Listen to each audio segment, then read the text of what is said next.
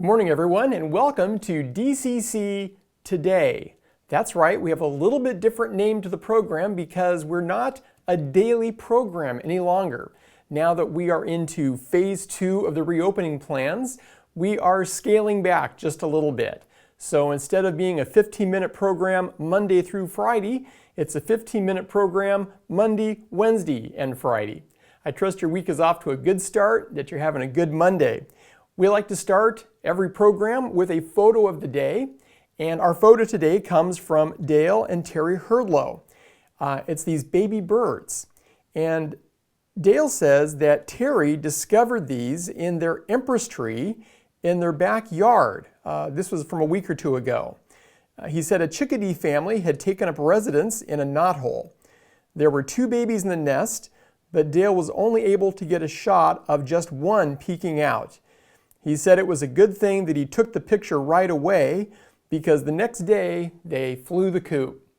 So those are some awesome pictures, you guys. Thank you for sharing those with us. Let's talk about some announcements. Sunday morning, our service will be online as usual at 10 a.m. or on Wave Cable Channel 21 at 12 noon. Again, we're still waiting for the day to come that they move us to Channel 120, but I understand parts have been back ordered, and so we're still waiting on that. We will be finishing up our series this coming Sunday, The Gift of Barnabas, Encouragement as a Way of Life. And we are going to finish up with a very special story. A guy named Pat Lynn. And some of you know Pat. If you have not ever heard Pat's story, you are not going to want to miss this. And this also will be the final week that we are doing a gift for our graduating seniors. So by this coming Sunday, on the 14th, if you wanted to contribute toward that financial gift that we are going to distribute to our 6 graduating high school seniors, this week is the final week to do it. We've suggested that you give $1 per student. That would be $6. Many of you have been giving more, and that's wonderful. We are coming up with a really nice gift for them. And if you'd like to contribute to that, just contact the church office and they can tell you how to do that. Okay, how about round to-its? And the round to-it today came from Christine Bidney. Let me just read for you what Christine has been up to. Christine says, I learned to can and dehydrate from my mom, who grew up during the Depression. Putting food by way was just a way of life that I learned from a very young age. Chris says that she hasn't done any canning lately, but she has been having fun dehydrating. Her last dehydrator had died from attrition years ago, and she never got around to replacing it. She finally broke down, got a new Excalibur dehydrator a few months ago, and just before quarantine started, she made some beef jerky. She said that the dehydrator has been languishing on the kitchen counter ever since. However, in the last couple of weeks, she's been like a kid with a new toy. Said she's dehydrated green onions that she grows in her kitchen windowsill, grapes, banana chips, and she loves to experiment with food. And so a few days ago, she decided to try dehydrating some of her favorite sweet hot pickle chips. She says it's the Mount Olive brand, in case you need to know. And she opened the jar, drained it, used a paper towel to get rid of some more moisture, put them in the dehydrator, and figured, well, if it didn't work, she's only out 1 jar of pickles. She said that it was a very bad idea. The reason being that it worked really well, and she says they are ridiculously good, and so now she is hooked on making dehydrated pickles. Okay, Chris, I'll take your word for it. I don't know, that doesn't sound so good to me, but I trust you, so glad you're making pickles and glad that you've gotten around to it.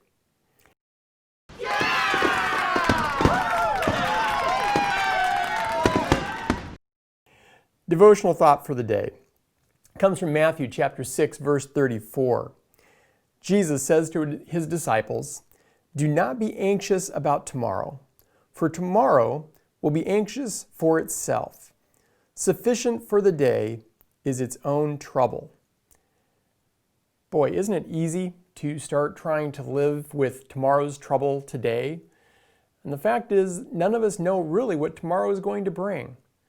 Wow, if you would have told me 3 months ago that we would be dealing with a pandemic and all the complexity that came with it, I wouldn't have believed you, and I would have started worrying about it, but I guarantee you that most of the things I would have started worrying about aren't the way any of it has played out anyway. So Jesus reminds us to stop trying to live out tomorrow today. It'll be there when tomorrow comes. Leave that in God's hands and focus on today. What has God given you today that you need to trust Him for? Well, how about an interview? We've got a great guest today. Jennifer, why don't you introduce us to our special guest? Hello, everyone. Our DCC Daily guest today is Tony Anderson, and he is coming from us today all the way from Missouri. And if you remember a while back, Tony shared with us about Three Story Coffee, the business that he runs, and kind of the mission that he does with that. And so Tony's going to give us an update on things and just share with us a little bit today. So Tony, if you would just give us, not everybody may have been there the Sunday that you talked about your business and what your relationship is with their coffee roasters. So why don't you give us a little background? Sure, and hopefully my internet stays good. So my wife and I started Three Story Coffee in 2012. So we're a small roaster, but we do, and then we've got 3 coffee shops as well here in Missouri. But our kind of focus from the beginning has been really wanting to connect and use coffee to build relationships with farmers, and then also kind of then tell the story of coffee and farmers and where it comes from and how it gets to us. And so, yeah, and we got into it. I had no background. I barely drank coffee when we started. Somebody actually asked me yesterday, kind of about my start in coffee and what, and I said, it's actually now scary how little I knew when we got started. But it was a missions pastor. We lived in just outside of Dallas, Texas, and he and I would meet about every other week. And I was in kind of process of looking to transition careers and jobs. And he said, you really need to look into coffee. And I thought that was the strangest thing. I mean, coffee had not even ever crossed my radar or mind, but he just said, if you start looking at coffee, you'll realize that I think a lot of your passions and interests kind of connect at coffee. And so background in agriculture, degree in agriculture, heart for the world and missions and global poverty, and there were just a lot of things that I had been kind of trying to be involved in. I just never realized a lot of them kind of intersected in coffee until he kind of planted that seed. So it still took several years. This was our Guatemala trip, which we did talk about earlier, and I know it's backwards on my screen, but Three Story Coffee, your coffee helps support our youth to go to Guatemala. We all bought lots of bags of coffee and enjoyed it thoroughly. And of course, that trip got canceled, but we were talking before we actually started the interview today about some of the connections that have come about because of that trip and some of the growers that you know in Guatemala. So maybe you could share with us a little bit about that. Yeah, when we kind of made the connection that DCC was looking to make a trip to Guatemala, and just kind of talking a little bit about it, realized that where they were going was about 45 minutes to an hour from the community of farmers that we work with. And so we started trying to think of how we could make that connection. So I had reached out to the farmer and asked if he would be interested in a group coming to visit, and they were really excited. What was really great was he was so excited to find out that not only did maybe a group want to make a trip to see the farm and to meet him and visit, but he was really excited that that his coffee was being used as a fundraising mechanism for that. He was just really excited that his coffee was going to be kind of a catalyst for missions and a mission trip and the gospel. And Joel's a really, really neat guy. He's actually a church planner, and he comes from a family. I was telling the story earlier that would have been his uncle had actually decades ago built a small house, kind of its storage and a garage on the bottom, but the upstairs is 3 rooms with a couple bunk beds in each room. But he really felt like he needed to build that because God was pressing upon him that someday he would need that for people to stay in, and he felt like it would be missionaries. And that's where we have a group of roasters that travels to Guatemala together every year, and that's where we stay. And so I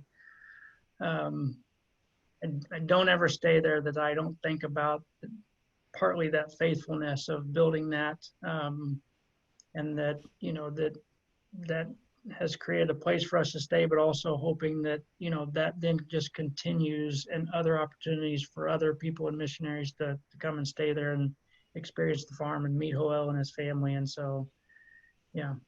I love how God weaves things together. He does it in just 20 years ago. Yeah.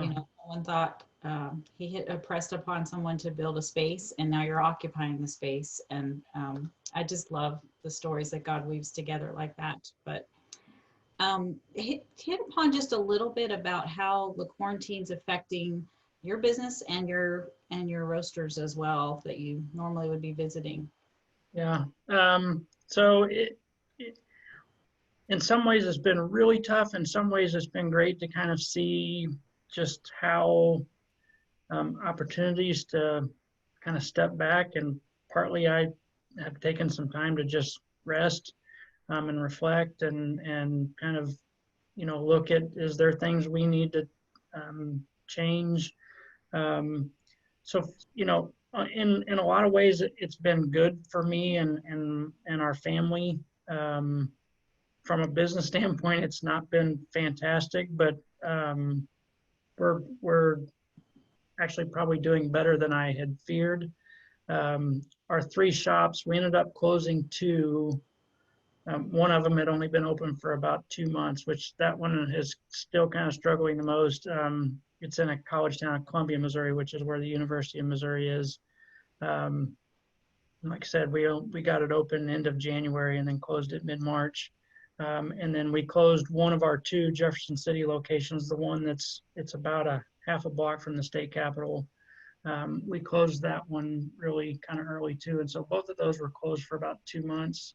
We reopened about 2 weeks ago, and they're all 3 now doing okay.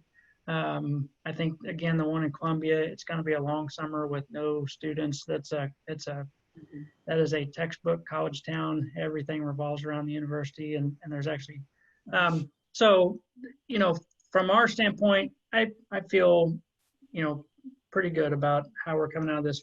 The other side on our farmers, they're all have challenges. They're all a little different, partly because of the season. Not every country and region and farmers have the same season. So for instance, Guatemala and El Salvador are about the same. So when the coronavirus hit, so for instance, El Salvador, they started instituting kind of regional lockdowns. And so our farmers actually, they were getting towards the end of harvest, except now they couldn't, one, they were having a hard time even getting to the farm because they live in San Salvador, but their farm is up in the mountains. And so they were having a hard time. Some days just, they wouldn't let them through to go to the farm. And so they, were having to tell the pickers, just, we can't pick today because we can't get there. They managed to get harvest done. Well, now they've been having a problem because the dry mill that does the milling of the coffee to prepare it it's in a different region, and they can't move the coffee from the farm to the mill. And then our partners in Burundi, East Africa, they were kind of at the beginning of harvest, and so they were having a problem, and their whole model's different. You've got a lot of really small farmers that come to a kind of a cooperative wet mill, which is the first step of processing. The farmers didn't want to come to the mill because they were scared, and so it's like coffee's ready to be picked, needs to be picked, needs to be brought to the wet mill, but they don't want to, because I mean, you're talking big crowds, and they're scared and don't want to get sick, because there is no, there's no clinic, there's no hospital. If you get sick, you're on your own. But then kind of the overarching between all of them is they're really worried and nervous because they know that globally everything is slowed down or shut down. So for me as a roaster, I mean, my volume, the last 2 months has been I've been roasting about 20 to 30% of my normal. And so that's what they're really worried about, is they're just going to be sitting on coffee this year that nobody's going to want to buy, because roasters are still sitting on coffee from last year. So, for us, we've committed. I've not changed any of my contracts. I've just, so I'm faithfully going to take all the coffee that I committed to. And I think probably in our small roaster group, I think like for Guatemala, I know nobody's changed our contracts. So and that's part of it, is we build these relationships, but we intend for them to be long-term relationships that are mutually beneficial, that everybody, we see these farmers as partners. And so it has, this year may be a challenge, but it's not about this year. It's about the last 6 years and the next, however many years. So, like for Guatemala example, because there's just been a lot of communication about Guatemala, everybody has committed to stick with their contracts. So it's like our 3 farms are in good shape, but I just know there's a lot of farmers around them that are really nervous and worried that, because I do know there's a lot of people either cutting contracts or eliminating contracts altogether. They're saying, I don't need any coffee from this origin this year because I'm going to be sitting, on an overload from last year. Or they're canceling coffee because they know the coffee market pricing wise is going to tank because they're going to be flooded. So there's people that are just going to take that opportunity to get really cheap coffee. And so there's a lot of farmers that are going to be, it's going to be a tough year. So. Well, on that note, Tony, will you pray for us and maybe pray for those that are in that situation, and to close us out in prayer? Thank you so much for sharing that with us today. Yeah, you're welcome. God, thank you for today and just the opportunity to share stories and to just talk about coffee and the farmers and everyone involved and the people we love and the relationships that we've built. And God, I just want to pray specifically for